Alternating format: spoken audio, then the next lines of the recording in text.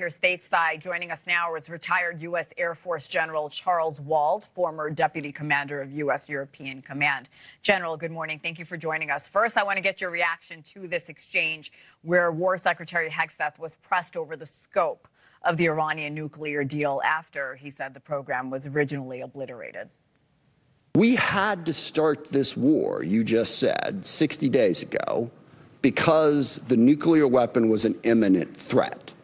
Now you're saying that it was completely obliterated? They had not given up their nuclear ambitions, and they had a conventional shield of thousands of... So Operation Midnight Hammer accomplished nothing of substance. It left us at exactly the same place we were before.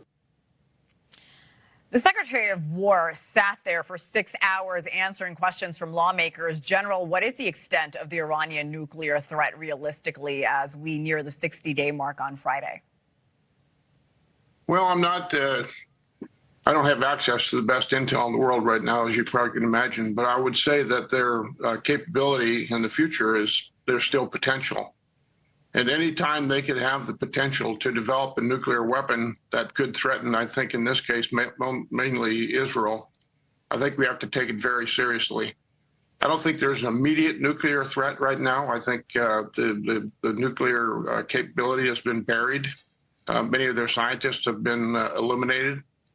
But I think we need to stay alert. And my feeling on this current situation with Iran is not necessarily only the nuclear issue. It's the ability for Iran to threaten neighbors with ballistic missiles and other capabilities. So I think until that's eliminated, we need to stay there. General, this comes as no surprise to you, I'm sure. President Trump and European leaders, many allies, are increasingly at odds over the war. The EU chief now warning that, quote, the energy crisis and other effects of the war may echo for months, even years to come. There was a comment by Germany's chancellor saying the U.S. is being humiliated by Iran. General, you have vast experience in Europe. What do you make of these tensions?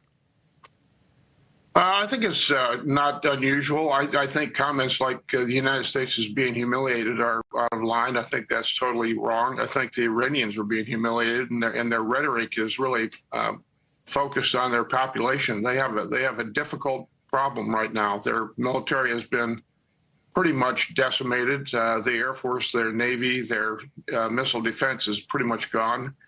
I do believe, and was mentioned yesterday by the Secretary, that there's about 20% of their capability remains from a missile standpoint. I think we should eliminate that.